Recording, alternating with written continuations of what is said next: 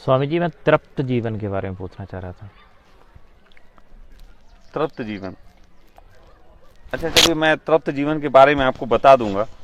उससे पहले आप मुझे अतृप्त जीवन के बारे में थोड़ा सा ज्ञान दे दें, क्योंकि वो तो आपको पता होगा। सब दोनों चीज़ें पूछना चाह रहा हूँ। नहीं, तो अगर दोनों नहीं नहीं, चीजें। दोनों चीज़ें मैं डिस्कस कर रहा था अभी। हम्म तृप्त, संतृप्त, असंतृप्त। हम्म देखिए, सच कहें, तृप्त जीवन वही है कि जैसे बहता पानी और उसमें कोई रुकावट ना हो, ये तृप्त जीवन है। क्योंकि पानी का काम है बहना।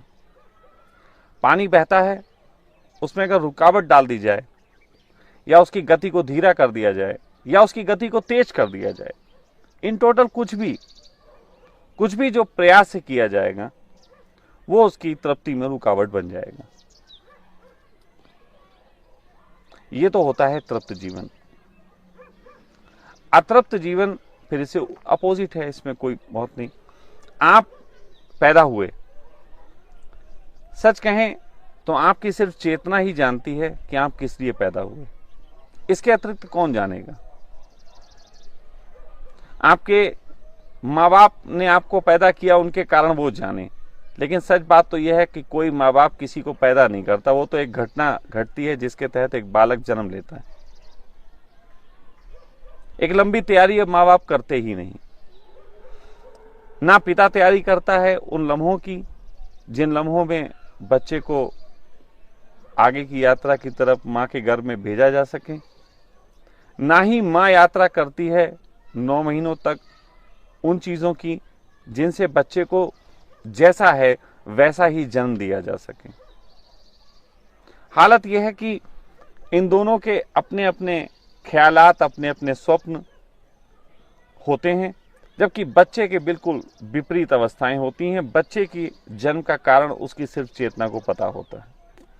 लेकिन चेतना जो है वो शरीर के रूप में जन्म तो ले लेती है, लेकिन शरीर की अपनी कुछ मजबूरियां हैं। चेतना जब जन्म लेती है तो स्थिति कुल ऐसी ही होती है जैसे कार है, 5 इंद्रियों की कार है। उस कार में ड्राइवर बैठा है, जस्ट बैठा, लेकिन अभी वो कार जो है वो थोड़ी सी संपन्न नहीं है।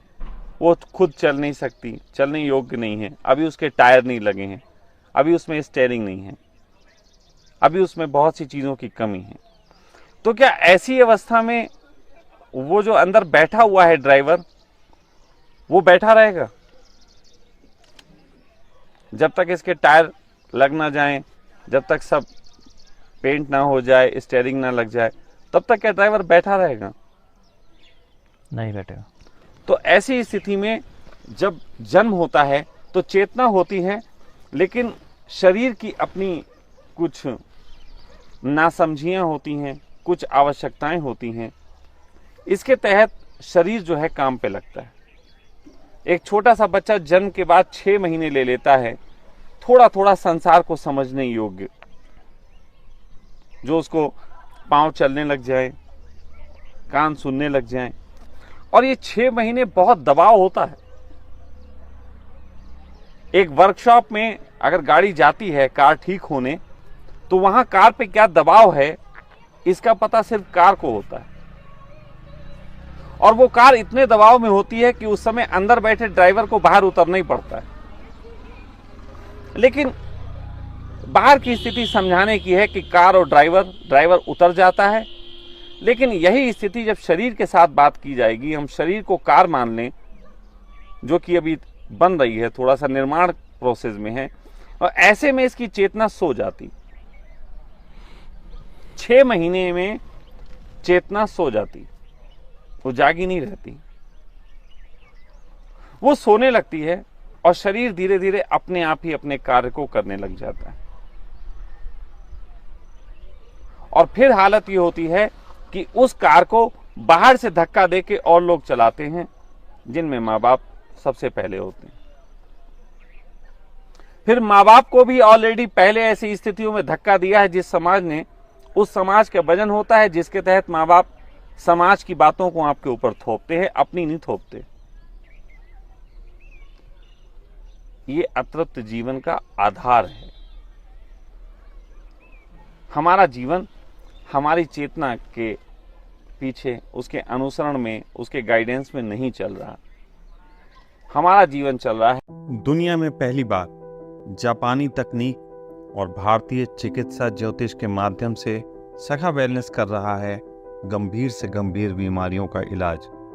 हमारी विशेषता ना कोई दवा, ना ही कोई ऑपरेशन, ना कोई योग, ना प्राणायाम, ना ध्यान, ना ही किसी प्रकार से खान पान का कोई बंधन। जब सब जगह से निराश हो, सखा वेलनेस है।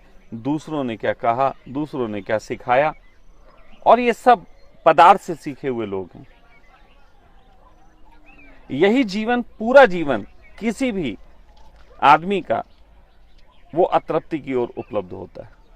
तो फाइनली अगर कहा जा सकता है तो तृप्त जीवन वो जिसकी चेतना जागी, अतृप्त जीवन वो जिसकी चेतना सोई। लेकिन यही उत्तर मैं शुरू में दूं तो शायद समझने में मुश्किल होगी, इसलिए मैंने थोड़ा सा उसको लंबा किया। तो अतृप्त जीवन जो है वो सभी का है। तृप्त जीवन की तैयारी हो सकती है, तृप्त जीवन की तैयारी हो सकती है। तो इस संबंध में मैं इतनी ही बात कहूंगा।